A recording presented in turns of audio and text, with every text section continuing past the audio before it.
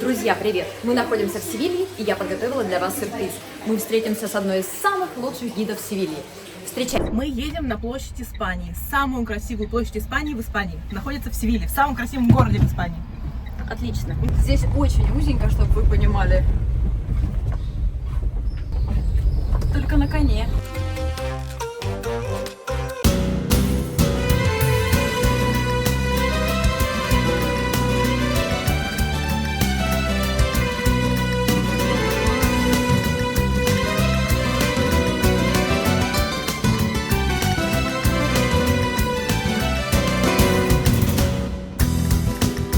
Супер! Я только что поняла, что я одета в цвета испанского флага. Оли карты в руки, погадать на короля, ой ля-ля, ой ля-ля, погадать на короля, ой ля-ля, ой ля-ля. Эхма!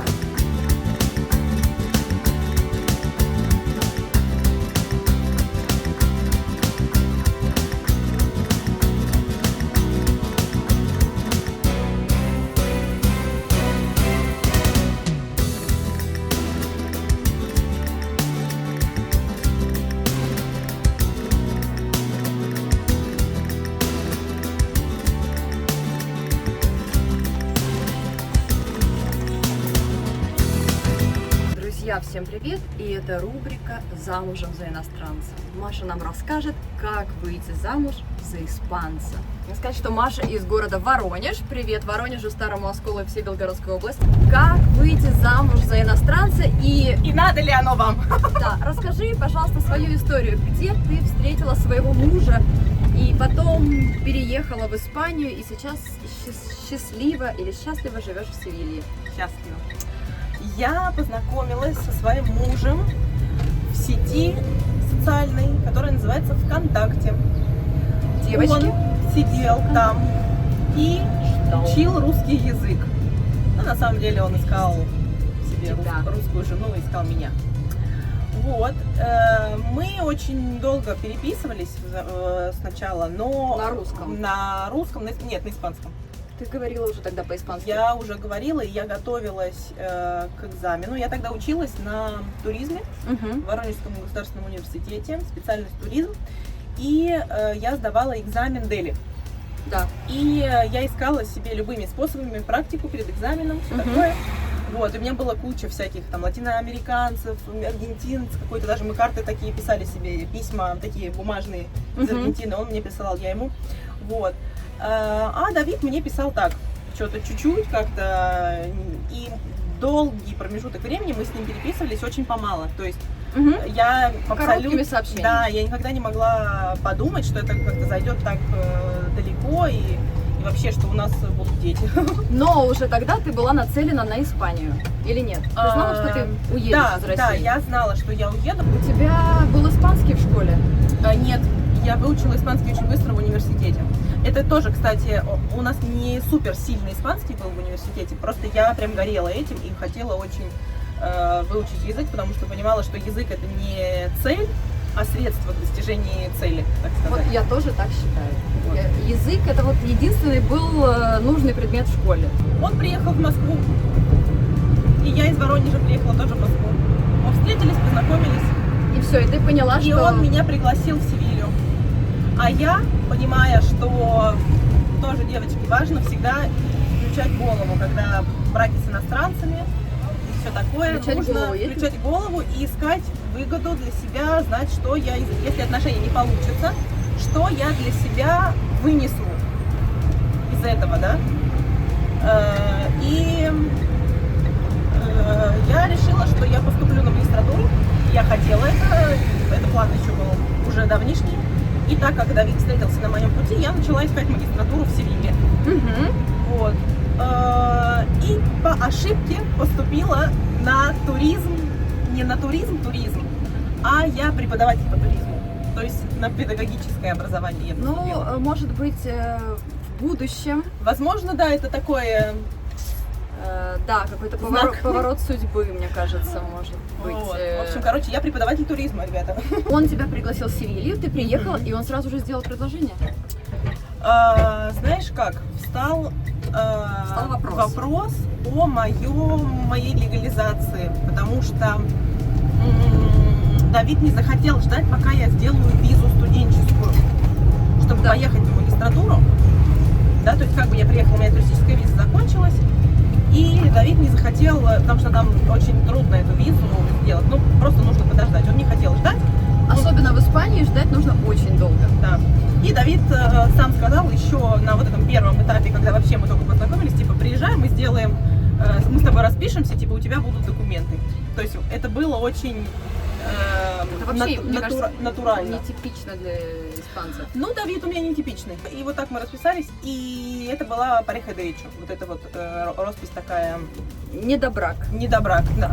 Да. Но он позволяет тебе жить, работать абсолютно без проблем. И уже когда я забеременела, мы расписались, сделали вот брак. Как бы, уже все.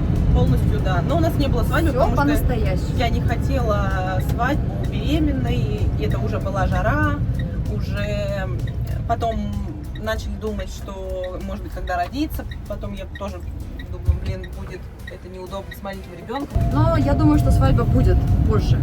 Да, я тоже так думаю. Можно вообще. Мы вообще празднуем. Праздник каждый день. Каждый день. В Испании. Да. А белое платье это для нас не проблема. Да. Вот такая короткая история. Прекрасная история. 8 лет я уже живу здесь. Или 9. Вот, девочки. ВКонтакте и другие... ВКонтакте очень много было раньше, по крайней мере. Сейчас я уже туда редко захожу. Всяких групп про испанский язык. Фильмы на испанском, музыка на испанском. С чего это он вдруг решил учить русский, такой сложный язык? Ой, это его личная ситуация, личная драма. Обе его бывших жены ушли к своим двоюродным братьям. Это Боже, такая это достаточно личная карма. его история, но он ее рассказывает в шутку, и вообще вся семья над этим смеется, и даже первая бывшая жена тоже над этим смеется. И у нее от двоюродного брата есть 2 детей. Вот. О, боже. Это, Санта-Барбара просто. Вот Все такая снимаем Испания. серии. Вот такая Испания. Действительно. И потом он, после второго развода, он решил, что он найдет себе такую жену, у которой будет двоюродный брат далеко. У меня они далеко и женаты все. И вот русский язык ему для этого, да? И русский помощь. язык он начал учить, он учил, даже в университете здесь он был записан, в Севильском, на курсах в Centro de Idiomas. Вот. Но сейчас, конечно, больше проблем, работа, все Сейчас такое. уже зачем? Вот я так понимаю, что целью изучения Но он русского понимает языка... чуть-чуть, он чуть-чуть понимает, и особенно сейчас с дочкой, он знает всякие муха-цокотуха, Антошка, давай пошли копать картошку. Ну, плюс ты общаешься с дочкой на русском, он, Да. соответственно, все И это практикует. тоже еще очень большая практика для него, когда ко мне приезжают родители, сестра, мама, папа, то есть они разговаривают только на русском, и они к языкам не особо восприимчивы. Это замечательная история, спасибо, что поделилась. Я думаю, что многим девчонкам будет полезно. Учите языки.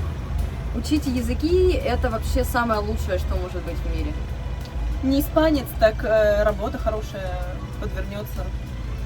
Не Что испанец, так француз. что важнее, девочки, чем муж? Работа важнее, чем муж. Самовыражение, вот эта самореализация, она очень важна. Я Да. так считаю. Я с тобой согласна.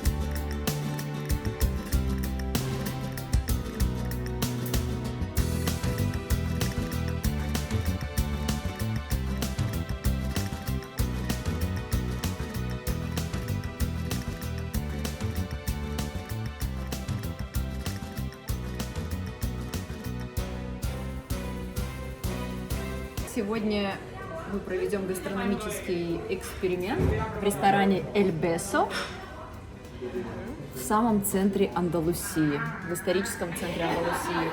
И на первое у нас суп сальмореха, который состоит из помидоров, оливкового масла, хлеба и с добавлением яйца и хамона.